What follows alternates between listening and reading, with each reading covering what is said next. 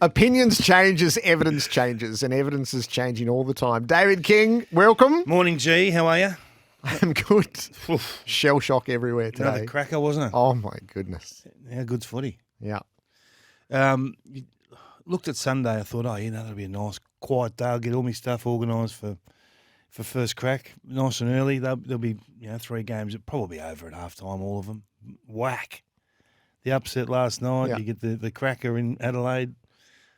North were pretty good for a half. It was a good game of footy for a half. I missed the last quarter to be truthful, which I'll catch up on later on. But footy's great. Yeah. It was one of those days where I can probably get a lot done today. Sit down, had the laptop going with the LA Grand Prix, so lots of athletics, and then you go, I'm going to have to shut everything down here and actually get right into this.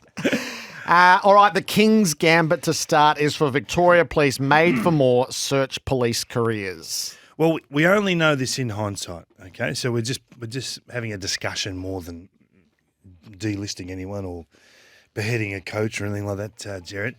Temporary or terminal, which is it? And at Clubland, you're not really sure. So last year, just remind you, at round 10 last year, Collingwood were 9-1, top of the pops, flying.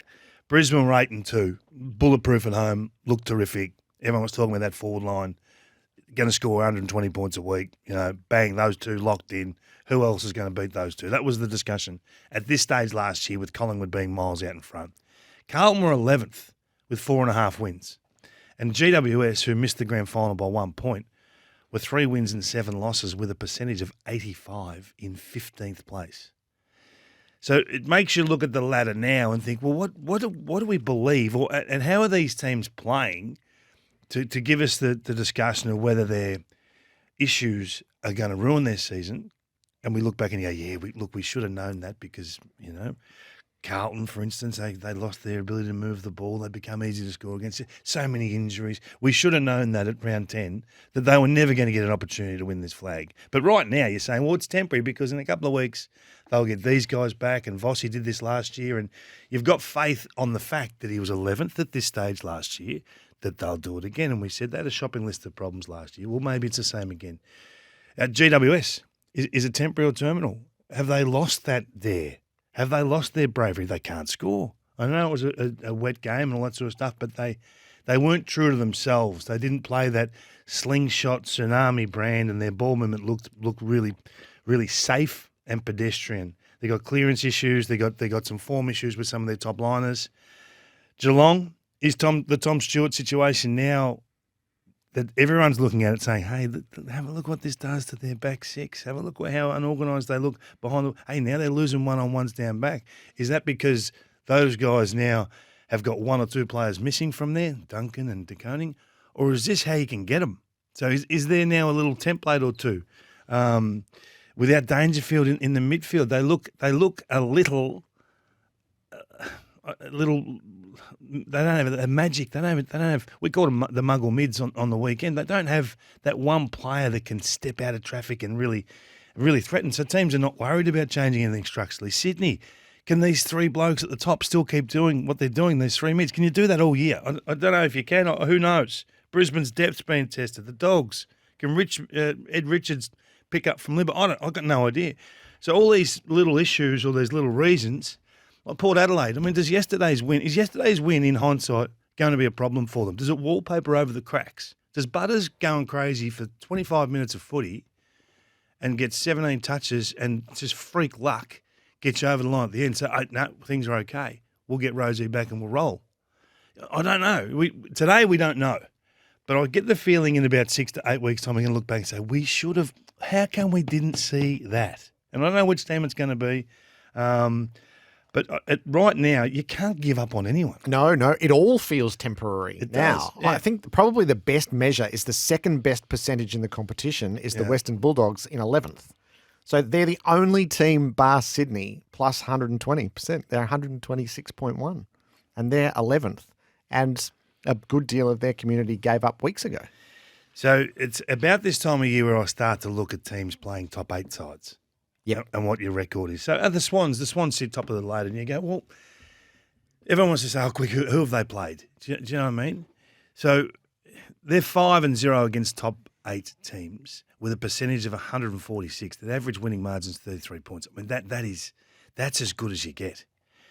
And I hope this is correct, I think the best result outside of that from all of the other teams playing minimum, say, 4 games against top 8 teams is 2-2. So no one's close to Sydney in playing and stacking up against the best. Yep. So they are clear number ones. They are on a pedestal of their own. Not to the, I don't know if it's to the levels of Collingwood last year, but when you look at their form against the best, it's not just like Geelong is 7-0 against bottom 10 teams and 0-3 against top 8 teams. So then you start thinking, okay, well, do we have to look at them differently? So the evidence is there. It's just what you want to believe. Terminal or temporary. The big issue is really clear is how did Port Adelaide beat Hawthorn? Oh. Well, you need a lot of luck, don't you? You need... What's the saying? If your enemy's making a mistake, don't interrupt. Is that the old saying, the old war saying? Yeah. I think Sam made a couple of mistakes, but still, you've still got to capitalise, don't you? I spent a fair bit of time under Terry Wallace back at Richmond back in the dark days when things were pretty bleak. And he had a saying that sat with me for a while. He said, never move a winner. If you've got a player that's winning, leave him be. And it doesn't matter whether he's in the ruck or he's down back or where he is. But if you've got a player that's kicked 5 goals at 3/4 time in a game, and how hard is it to get a player to kick 5 goals these days? I mean, if you've got one that's got 5 at 3/4 time, you move hell and hole. You know, you're just not touching that magnet. I just couldn't understand that he was the back pocket player for the last 30 minutes. Now I understand that Jath went off and you had to replace that position, but there had to be someone else capable of doing that because he only needed one more possession to win him the game. Yep. And we all knew they were a goal away from breaking him for the last 40 minutes. We probably all were with Sam saying they'll be able to shut this down. But the move is still a big decision to make, isn't it? And you compound that by taking Will Day. And I agree with Will Day is their best loose man, but he's also their best mid. So they took him out of the middle. He was their leading contested possession player at 3/4 time, so he's going to play that loose man role. So you're not going to win the ball at the source. You're not going to get a goal if you get it forward. So you've got to hang on. So did you do everything right behind the ball for the last 30 minutes to say, as a group, we're ready for this? No, I just think there's so many areas that they could have done things. I mean, even just the last play. I never understand why ruckmen who are trying to save the game tap the ball. Why are you hitting the ball into space? Space is now the enemy. They had 3 moments where the ball went into space rather than keeping it in congestion. The only time for the year I would have been happy with a ruckman grabbing the ball, Jerry. The only time, and they don't grab it. They'd let you down. So it's, we talked about it last night. It doesn't change where Hawthorn are going. The first 3 quarters, you've got to look at that and say, this is brilliant. I thought it was a great plan, great execution, and Hawthorn showed they can mix it with anyone. So let's put that on the table too. And they're not. It's not going to cost them a finals berth this year. It's not going to cost them a flag. So does it really hurt them in the long run? Probably not. It's just an irritant today. Yeah. So I like Napoleon. Never interrupt your enemy when he is making a mistake. Napoleon, was it? Yeah, well done. What about the Port Adelaide side of things? So Butters' last quarter is pretty amazing. And they do have a way of conjuring extraordinary finishes, this Port Adelaide team. Yeah. Yeah.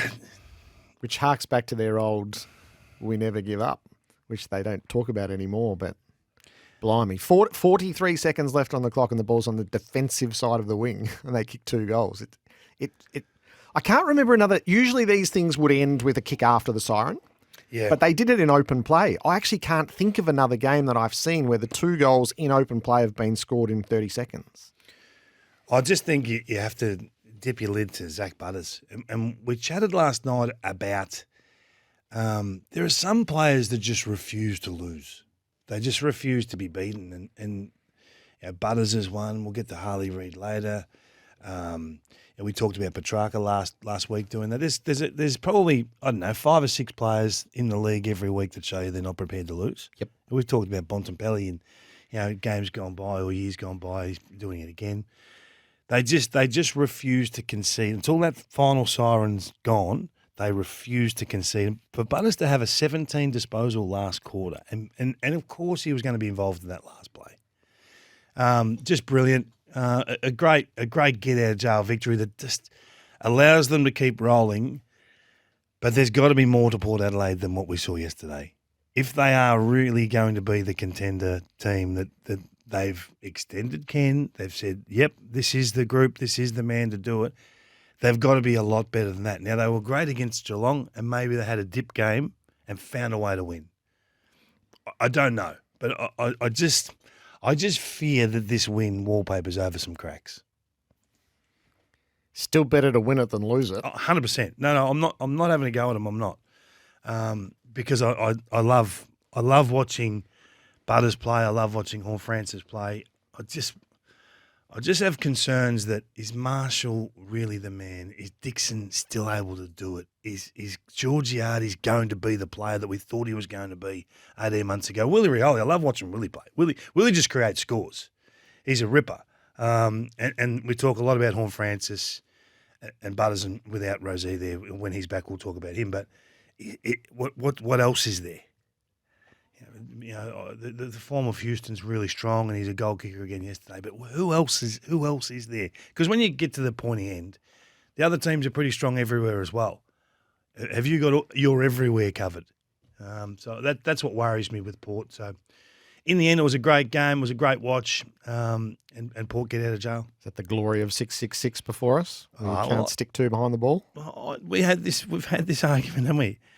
It gives us it gives us moments like that. I mean, I understand where Kane's coming from, because he wants those players rushing off the back of the square. He's thinking about it from an offensive point of view. That's fine, but from a defensive point of view, you got all your team down there. There's no scoring happening. Yeah. You can have them running everywhere. There's no scoring happening in the last minute of the game, and I'll keep saying it. If you don't want the Jordan De Goey goal from the grand final, get rid of 666. Yeah, it's the glorious addition to the game, and the moments that it has created are undeniable. One of a kind. That fits nicely with our best bits. The Harley Reid effect. Him, his club, competition more broadly, what he did to an opponent yesterday. What should we say about Harley Reid here? Well, I think you got to start by saying I'm actually glad that he's at the West Coast, and that they're shaping this young man perfectly. He's handling all the attention of a state really well. There's a lot of support would go into that, and for him to deliver this is just it's just remarkable, isn't it? You watch a game of foot and you think he's actually looking for contact. He's actually running at people now. It's awesome to watch. It really is. You know, we track this Leg Drivers Association. We have a bit of fun, you know, guys that want to drive in and out of traffic and take the game from inside to outside. He's the only player I've seen who wants to go from inside traffic to outside, but to go back in. Yes. To cause some more trauma on the way out. No, it's unreal. And I think he plays with such passion and a hunger that it's lifted the bar at West Coast, and it's made those around him think, geez, if that's how we have to attack the game, well, geez, I've got to come with it. And then, you know, we've talked a lot about the full forward who looks more like Tony Lockett than the old Waterman we knew. It is worth just saying out loud that Jake Waterman is in a tie the lead of the Coleman medal. Unreal. Stuff you never imagined would happen. Yeah. And every time the ball goes down back, try getting through McGovern and Barrass. A lot of people were calling for Simo's head. You know, start of this year, back of last year, this is just going to run its course. This is going to be a wasted year. This is a disaster. Well, where are those people now? You put your head up and put your hand up high and say, you know what, I called for this, because it couldn't be further from reality. It could not be further from reality. What Simo's done with this club, with the strong support of those around him, Don Pike and co, have said, no, we know the plan. This is what you said you'd do, and this is what you're doing. And clearly, Harley Reid is a major part of that, but he's not the whole lot. It's a major piece in the puzzle, obviously, but it's not the lot. So I look at them and I say they're going to be hard to beat. They're going to be hard to beat at home. They're clearly winning more contests on the outside. They're better with the ball now than they've been for some time. when the game stops and they get a chance to set up, they're hard to beat at clearance. They're an aggressive midfield now. Kelly's worked so hard for the last couple of years to just try and be the man in the midfield, and now he's got some support. So I love what they've been able to do on the run, and it just sort of now. I think when you've got this kid doing what he's doing, you can go to the West Australians at other clubs and say, "Look, do you want to come back and play with us? We're about to go on this journey, and this kid's about to be the biggest thing in the game. Do you want to be part of this ride?" It'll be so much easier to get free agents now than what it was 8 weeks ago. And how good's that? How good's that for the competition? Yeah. John from Turax sent through, Jared, is Harley Reid your footy equivalent to Fraser McGurk obsession? Tiny body of work. I'll take the 9 games and sit pretty comfortably, John. This is a foreteller. It is a foreteller of what's to come. But it's already here. That's the thing. That it's not just a glimpse of what this is going to look like one day. It's here right now. 3 bounces out of the middle, kick the goal, fend off Oliver, fend off Petrarca in the same move. You've been looking for him, Jared. Yeah, it's unique.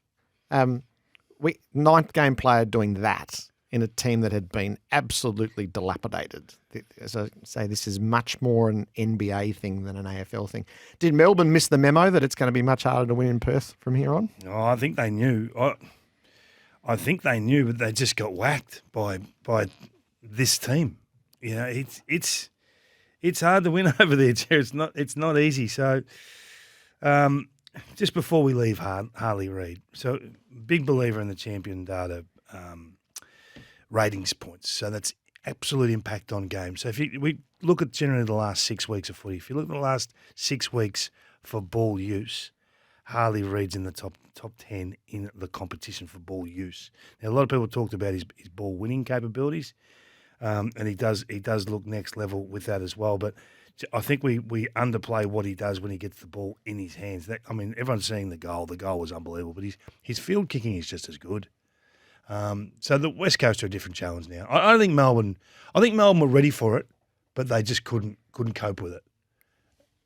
So it's changed now. Going to Perth is a totally different discussion to where it was 6 weeks ago. So the starting point for beating Melbourne is make sure Max Gawn has a hard day. We've seen it a couple of times this year. It only happens 4 times a year, but Melbourne always lose when it happens. Yeah. Yeah, I've made this comment, and it's a little bit unfair to do it because he is part of Melbourne's team, but I wonder how the model would look without Max there. Like, what does it do to your coaching? What does it do to your plan? Does he absolutely have to be 9 out of 10 for you to win with this plan? They're making changes, Melbourne. I'm giving them a small out, so terminal versus temporary. They are still trying to change their ball movement strategy. So if you looked at their score from turnover on the weekend, I looked up the number. It was one of their poorest results for years. 14 points, I think they got on turnover. 14 points. Turnover scores are 60% of your scores, so that you can't win when you're relying on scoring from stoppage so heavily. So they've got problems with their ball movement. They're sort of stuck in between an old method and a new method, and there's times where it sort of gets confused, and you operate in an area where you're outnumbered because of that. You get it wrong. So do you stick with it? This is the discussion at Melbourne today. Do we keep going with this new method? Because we know if we don't do something, we'll run aground in finals again, and we'll just get beaten, and we'll say, gee, that was great. Or do we say, no, you know what, we've got to ride through this real dip here at the moment and hopefully come out at round 13, 14, and we've got a new ball movement model, and we've still got our stars impacting at clearance, and we've still got the guys behind the ball, and then we are the model we need to be to win finals again. They know how to win finals. They're winners, but have the identity of a club that can seriously contend?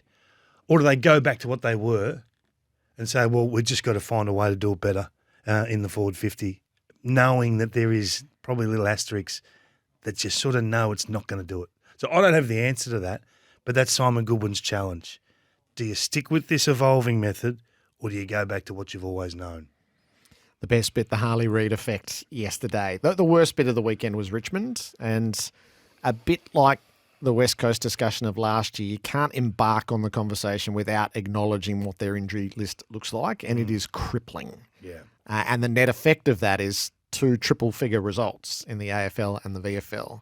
But it was pretty gruesome what happened on Saturday night against the Lions. I don't care who you are. If you're going to play 39 players in 10 weeks of footy, you're going to get smacked. You're going to get smacked. You can't keep changing your lineup like this every week.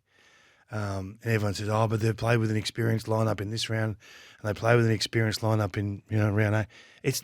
They can be experienced, but if they're coming in for 2 games and then going out for 4 and coming back in for 2, it doesn't work. And then you've got a couple of young kids around. Clearly, they're going younger by design, but it's not the fact that it's experienced or inexperienced. It's a revolving door. So you just can't compete when this is the case. If you look at 39 players for Richmond, 27 for Sydney, so you're picking 23 a week. They've played 27 players. That's unbelievable. No wonder they're where they are on the table. I think the next best, is 29. So they're miles in front. And this is one of those things you can only do in hindsight, look back and say, who was the healthiest for the year? And I guarantee they've made the grand final. It doesn't guarantee you that you win it, but it gives you a hell of a chance. So Richmond are in that hole now. The one thing that they've just got to do is try and still have an environment that's it's still fun to go to work, and we're still growing, we're still improving, we're finding some little wins along the way, and making sure that they hang on to the talent that are a question mark. Am I staying? Am I going? I can go and play there. I can go and play more wins, or chance to go there and win a flag. Go there and get more money, a bit more security for the family. Do I jump now? We're going nowhere. Those sort of conversations, you've got to find a way as a club to be able to knock them on the head. Yeah. And then make your own plans. So it feels to me like when they get to the bye, their discussions, their list management discussions now become so crucial, and they're conversations for years down the track. This is the slight hiccup with having the chief executives who's leaving at the end of the year, is Brendan Gale would lead this stuff fiercely in the past. This would be his project to sit with the head of recruiting, the list manager, and eyeballing everyone and making sure we're all crafting the plan. And he has to step out of that now. He said by his own admission, he won't sit in those. And they are really big decisions now to make in the middle of this year as to what they're going to do in the next phase. But it probably doesn't. That might be right at the starting point of the discussion, but that probably doesn't go all the way down to the players' actual decision, does it? No. So there are some players who will choose to leave, but then you have to make your own decisions as to what else are we moving out the door as well. Yeah. This is a total recrafting of the list from here, isn't it? Yeah. Well, it is, and it always is. Your list is always evolving, and they sort of knew this was coming when they tried to get ahead of it with those 5 picks inside 30. Now, they might not be the players you'd hope for, and that draft may not be the draft that was the right time to have 5 in 30. But I always worry when you hear so much noise about how many players are contemplating moving, and that's the unknown. What if it's 4 or 5? What does that do? Does it actually fast track your rebuild? Or does it just bottom you out to a point where you like the Kangas for a couple of years? And is this the draft to do it in? It's just one of those things. You've got to have a greater handle on the talent that's available at the national draft. I don't have that. We're consumed with the 9 games of a weekend at the moment. It's hard enough to be across that. But those that know will have a guide on, you know what, this is not a good year to have 5 players. It's not a good year to lose Rioli and lose Baker and lose Graham and lose, you keep going, allow Lynch to leave, allow this bloke to leave. You don't want to lose those 5 because senior core players, the Elliot Yeo discussion, the Tim Kelly discussion, McGovern, Barat, they're around the edges so that when you get a couple of kids in, you're not asking them to win your games necessarily. Just play the lesser role. What does the next few weeks look like for them? Because they're not getting players back in the short term. No. In fact, they're shedding players. They're losing blokes. No, it's awful. This is their lot, isn't it? And you know, if you're a Richmond fan, you just got to say, okay, we've had a great run.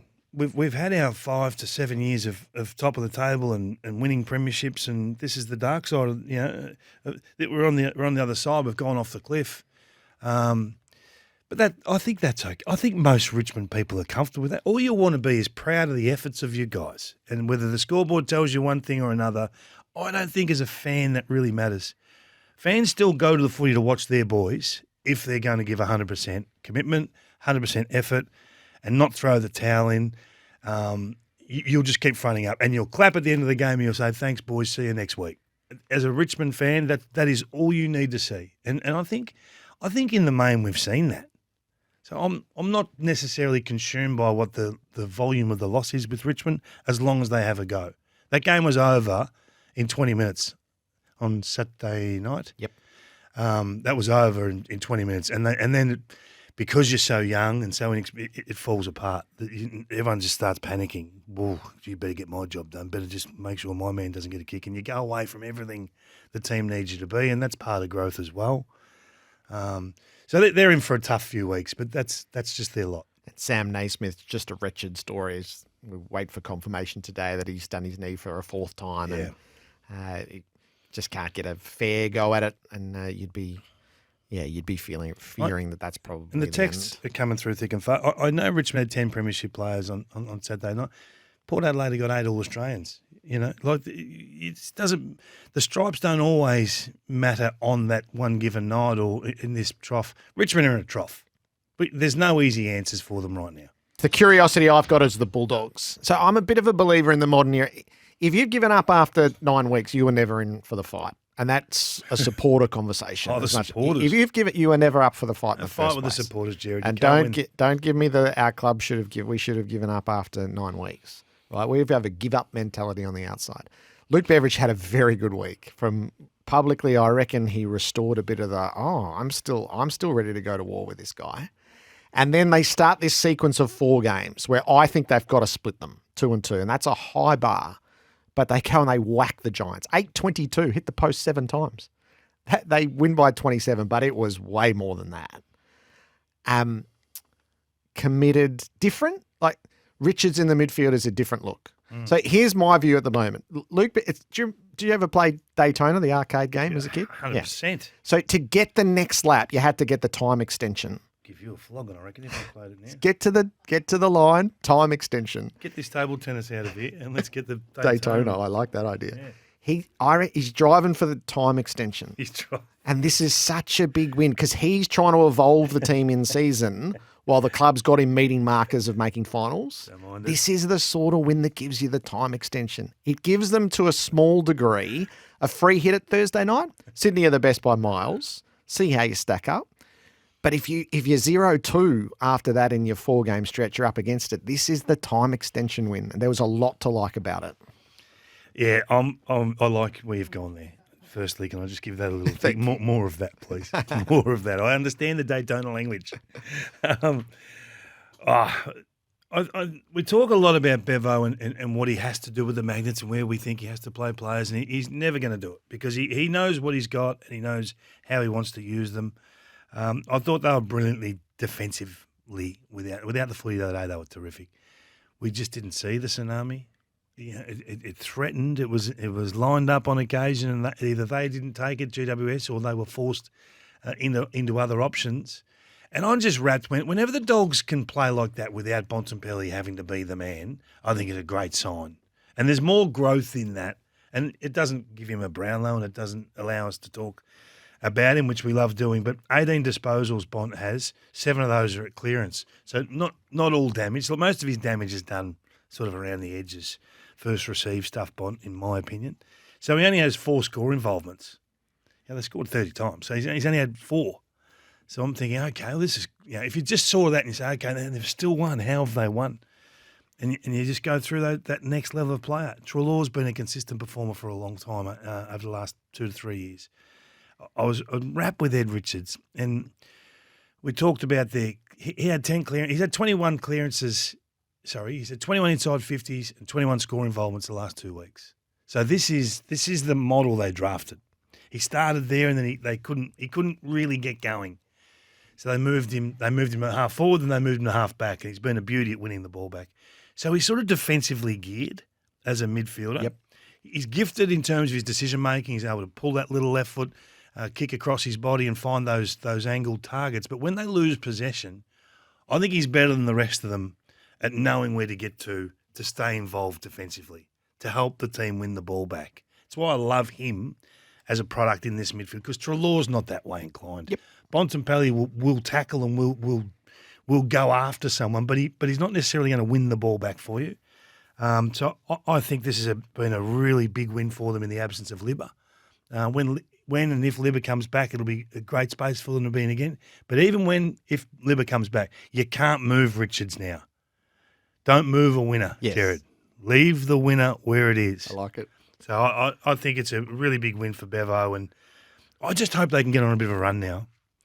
And you talked about them on Saturday. They got a sticky month of footy. It's such an interesting stretch. Giants win, Sydney. Or the next three are at Marvel. So Sydney, Collingwood, Brisbane. All at Marvel. Yeah. Just got to split them. Just 2-2. Be viable. What if they go 3-1? This is the thing. Yeah. Just open up the possibilities. So this is why I'm always been with Bevo rather than against him, because I see how he can harness a group and motivate a group on the short term.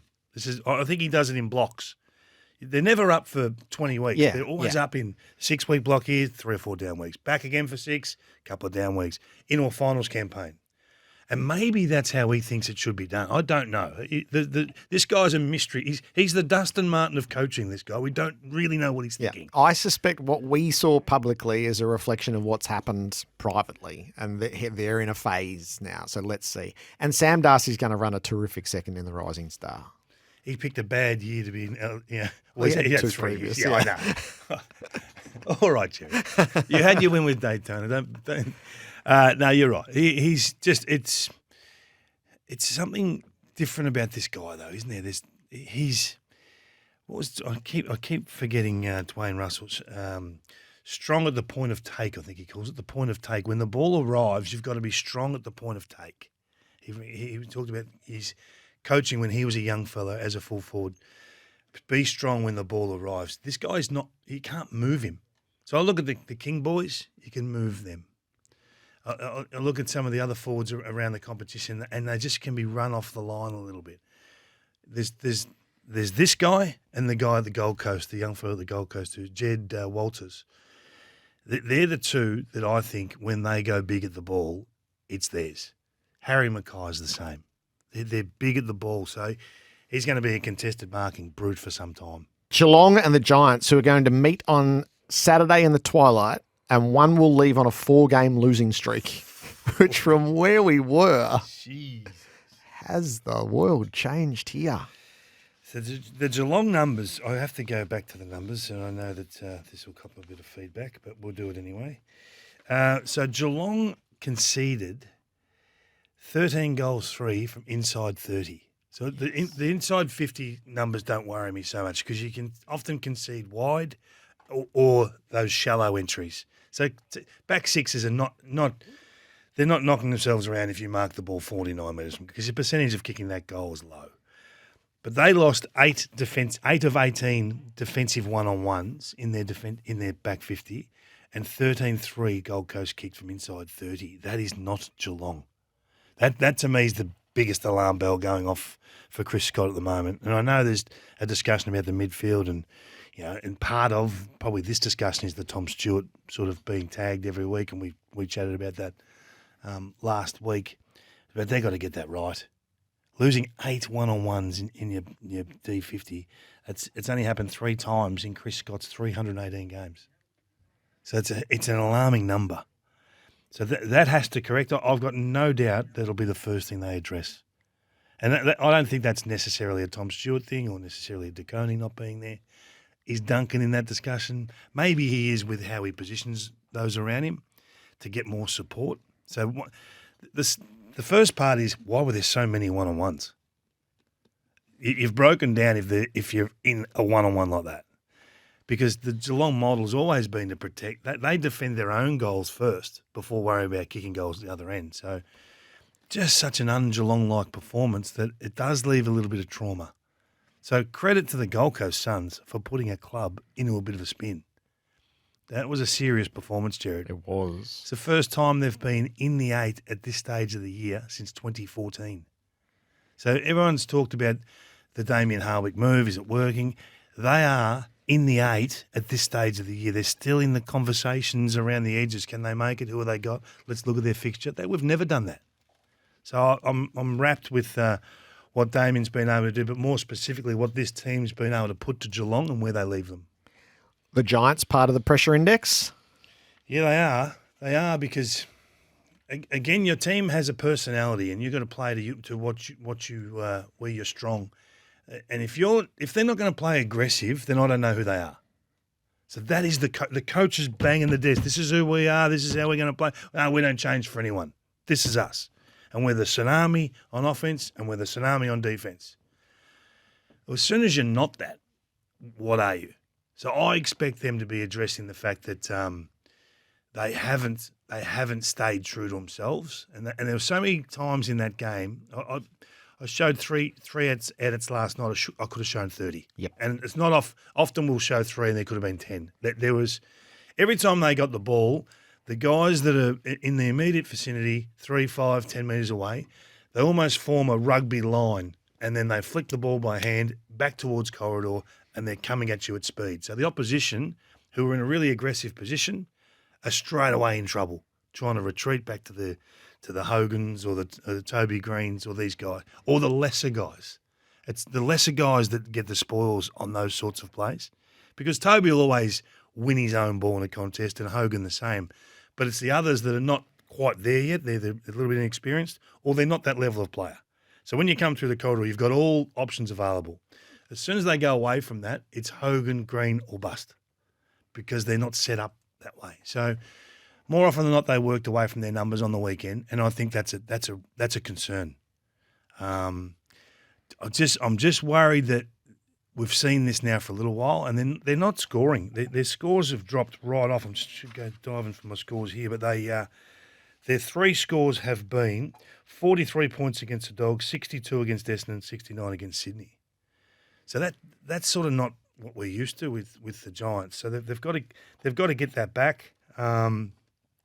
And in a hurry, only 5 scores from turnover. 5 scores. So they were the most potent team. When it was about round 4 or 5, we talked about them being just, you give them the footy and you bleed. Maximum damage. Yeah. So that's gone. A good time for it to be gone. Same as all these discussions, temporary or terminal. Good time for it to be gone. You can reset and get rolling again, but they've got a bit of work to do. All right.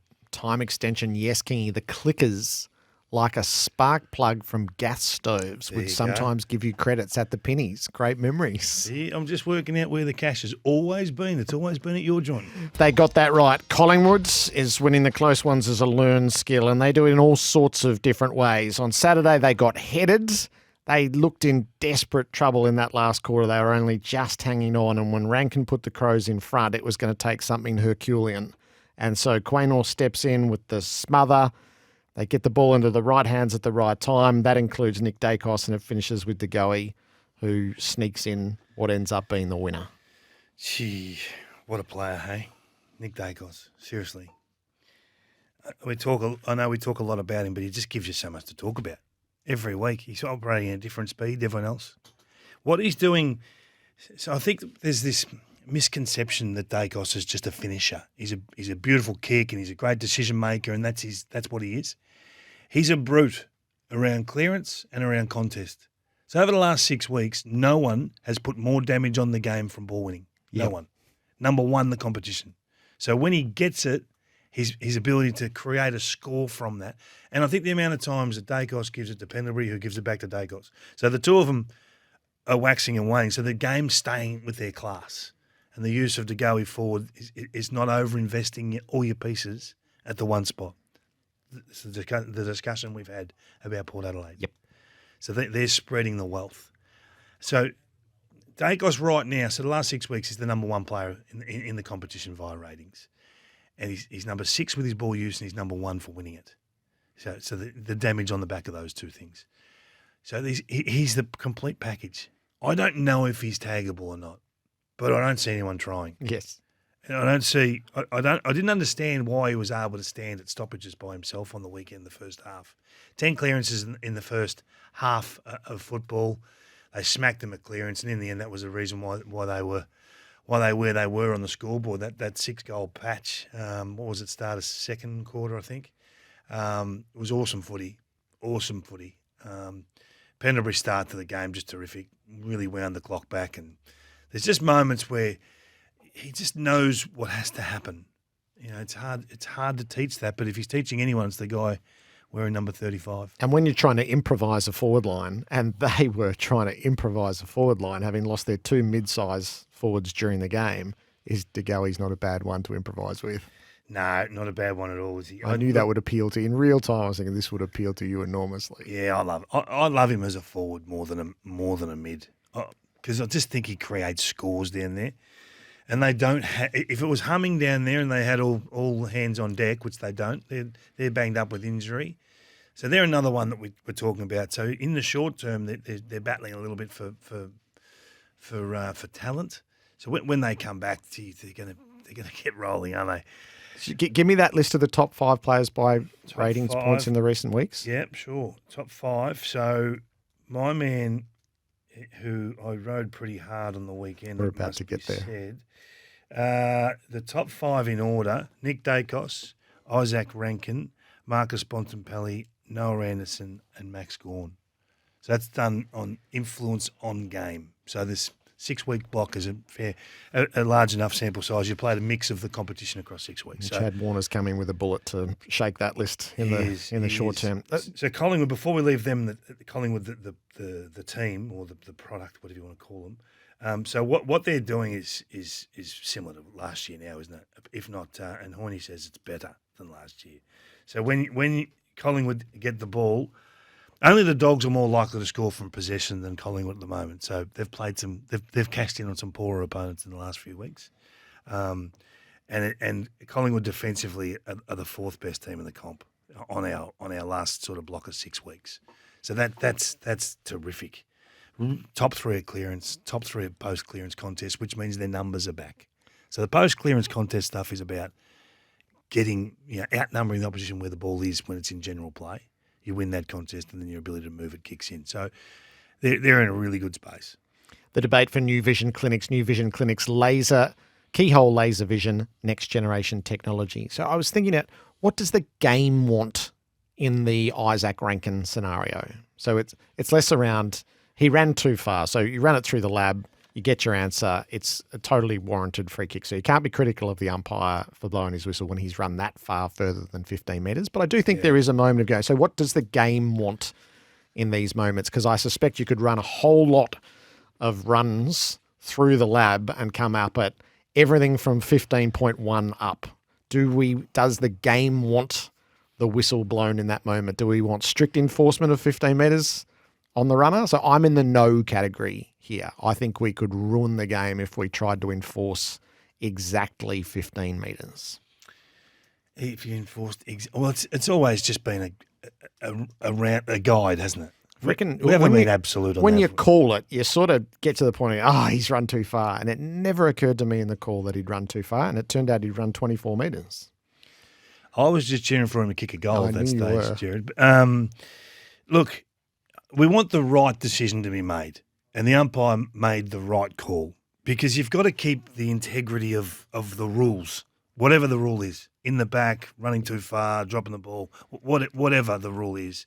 As soon as you lose that, then your scoring is compromised. If they go forward and kick a goal off that, would anyone blue? Probably not. But if the umpire's prepared to call it, good on him, I say, because too often they put the whistle away. That is the right decision. We're all saying it's the right decision. You can't then, for a bit of theatre, say, gee, if you had to just let that one go because it's, and you make all these alibis. And then the next time something happens, you say, just pay the free kick. Well, Dawson gets whacked across the face, just pay the free kick. Let's just call it as you see it. And when you do, let's not go too hard at the umpire. The debate for New Vision Clinics, keyhole laser vision, next generation technology. Call 1-800-20-20-20. I feel like the open question sits on St Kilda. What to do from here? Hang on. You just drifted past Isaac Rankins way too quickly. Go on. He only played 37% midfield. So this is scratching the surface with this guy. Yes. He had 30 touches.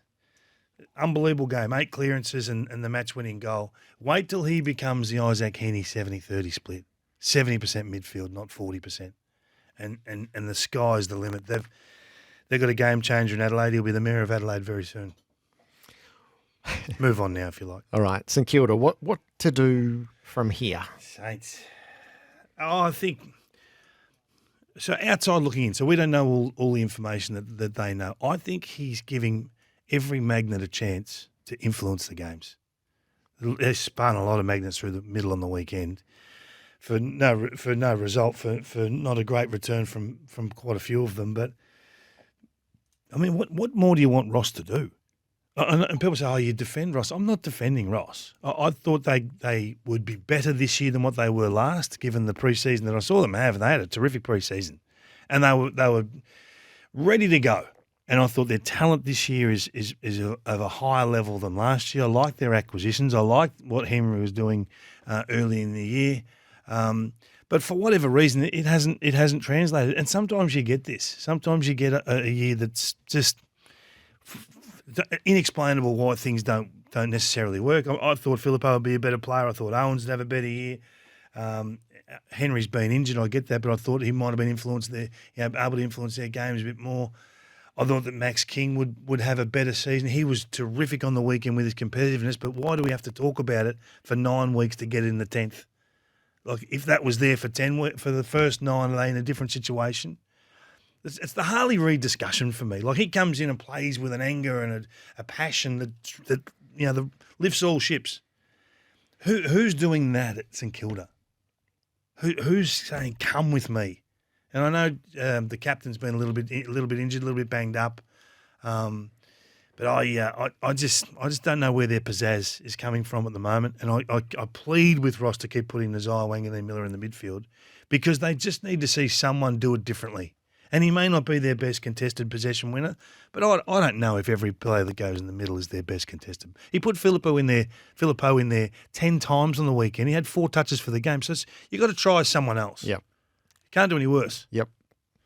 So that's just a passion piece of mine. It is. But the other mob are pretty good, Freo. Out Carlton, out Geelong, out Giants. Wow. You can all go and play. Really? And come back once you've had a win.